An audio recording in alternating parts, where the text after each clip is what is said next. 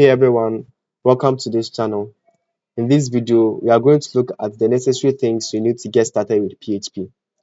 If you are completely new to programming or you just want to learn how to build dynamic websites, then this playlist is for you. By the end of this series, you'll be able to write and understand PHP code confidently, from the basics all the way to building real-world projects. So grab your laptops, relax, and then let's dive to PHP together.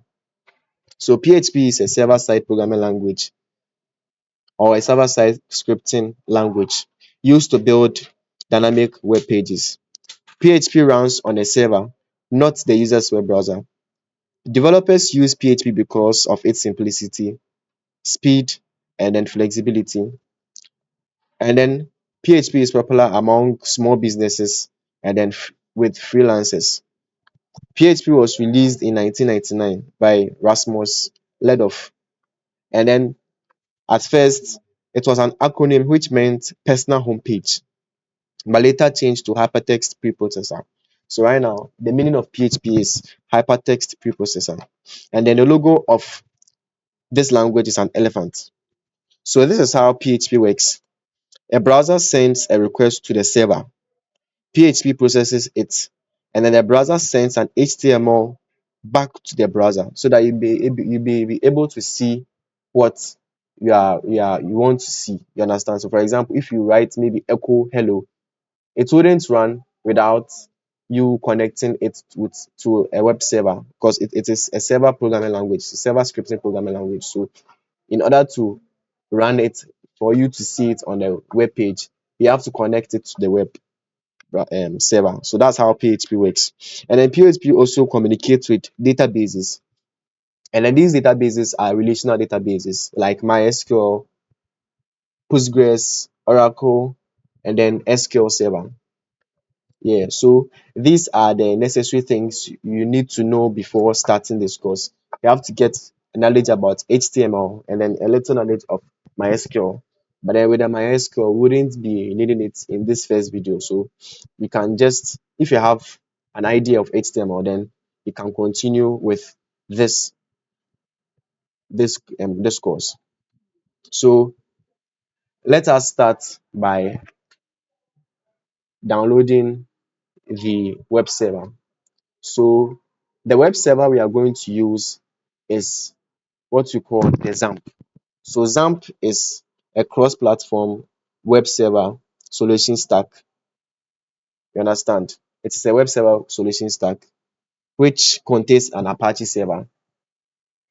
So it contains an Apache server, and an Apache server will help you run the PHP code, and so that it will be displayed on your web browser. So we head on to Apache friends.org.download. Then you come here, then you choose the setup that is suitable for your operating system. So I'll go to Windows and then select 64 bits. You get it, the latest one. So I'll choose the last one, which is 1.149 megabytes. You understand? If you are using OS, we are using Linux, you can change, you can select Linux. If you are using um, um, Apple, you can use this. Yeah, so when you just have to download it and then you set it up on your PC. So when you are done with it, when you are done downloading XAMPP, you go to your folder. Make sure you save it in your C drive. So you go to your file explorer and then you open your C drive and select XAMPP. When you select XAMPP, head on to htdocs and then create a folder. Let's name the folder basics. So create a folder. So when you are done, just close your file explorer. Let me close this too. And then let's head on to VS Code. So when you get to VS Code, just select open folder. Then go to your C drive, head to XAMPP, and then go to htdocs, and then go to open the folder you just created. So when you are done, just create a file, name it index.php. So when you are done, it will automatically save. Now, the next thing we would have to do is that we have to install some packages. We have to install some packages on the VS Code. So what you have to go to the extensions and then search for PHP Intelligence.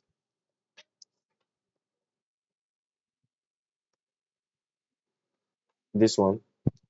Rather than just download it and then search for PHP server. Search for PHP server. My network is a bit slow, so pardon me for that. It's this one. Then the last one you would install is live server. This one. Just install it. When you're done, close your extensions tab and then let's go to Chrome. Now, when you want to run PHP, it wouldn't directly run on your web browser. So what you have to do is that first of all, let us head on to our XAMPP and then let's set it up. Let's go to the XAMPP control panel and then start the Apache server.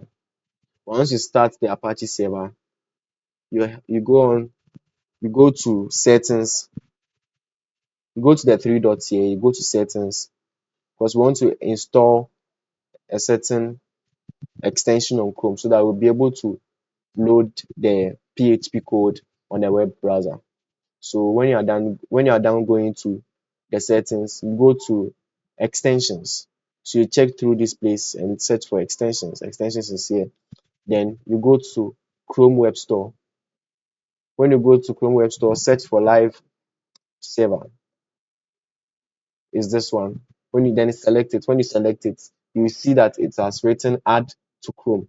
Just add it. I've already downloaded. That's why it is displaying remove from Chrome. So when you are done, go back, close it. When you're done adding it to Chrome, close your browser and then go back to your browser because you want to run PHP. First, let me write some PHP code over here. So in order to write a PHP code, you start from opening this symbol and then you start from a question mark and you write PHP. Then you end with question mark and then a greater than sign. So when you are done, if you want to print out something in PHP, use echo. So echo I love pizza. Let's save it. So when you're done, go to Chrome and then type local host dashboard. When you are done typing the local host dashboard, go to the extensions and then select live server. Make sure you turn on this toggle, turn it on, turn it on, and then go back to your VS Code, select go live, and then copy this IP address and paste it at the live server address and apply.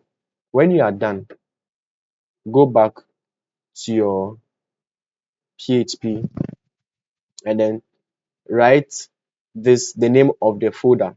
The name of the folder is basics. So replace the dashboard with basics.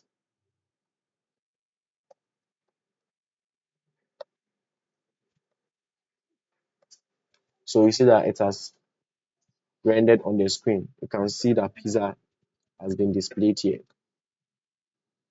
So let's try and add another word. Echo, I hate football.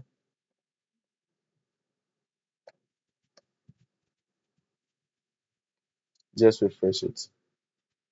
Because I think I didn't do it in the first place, let me just try it again. Go live, and then because it has to load automatically, you don't need to refresh it. Then go back to your web browser, go to your extensions, replace this, and then apply. Then copy this URL, go back to the extensions, and go to live server extension, and then replace it with this. Copy it and replace it here. When you paste it, it automatically add HTTP. Then click apply. I think that's the reason why I had to reload it. So you see, this is added to it. So the best way to do is to introduce the break tag that we know in HTML. So you just have to place a break tag over here. Understand that you can write HTML codes in PHP. So let's save it. Why is this still? Let me try and do it again. Let me try and do it again. So let's copy it again because it has to display automatically. Apply, copy this, come back here, and then so that's it. Apply. Let me try something else. Um, cool. I attend UPC.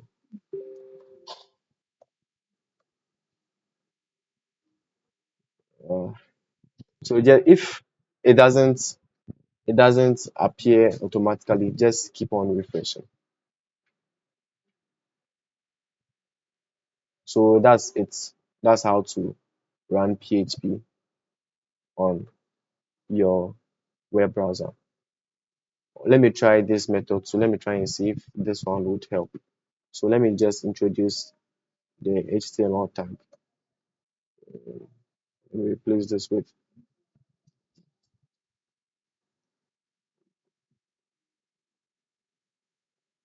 then let me open.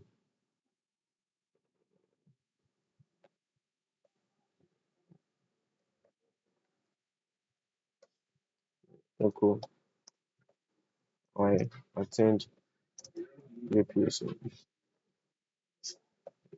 I hope this works. All right.